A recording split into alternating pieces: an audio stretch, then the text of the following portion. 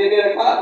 ابو جہل نے پتھر لیا، بہت بھاری پتھر لیا، دوڑتا ہوا گیا کہ آج موقع ہے، میں اللہ کے پیارے حبیب مسلمانوں کے نبی کو آج یہ بھاری پتھر ماروں گا، مسلمانوں کے نبی شہید ہو جائیں گے.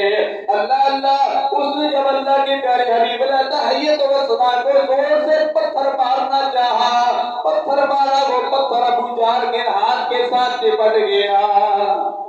ایسے چپٹا کہ وہ پتھر ابو جہل کی جان ہی نہیں چھوڑتا. ابو جہل بڑا پریشان ہو گیا کہ میرے ساتھ کیا ہو گیا، میں نے تو مسلمانوں کے نبی کو پتھر مارنے کی سازش کی تھی کہ پتھر سے میں شہید کر دوں گا.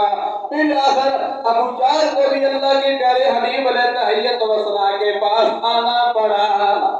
آج لوگ بڑے ضدی ہوتے ہیں، جب پھنستے ہیں تو جن کی مخالفت کرتے ہیں انہی کے پاس آ جاتے ہیں، اللہ ان کے پاس بھیجتا ہے، لیکن اس کے بعد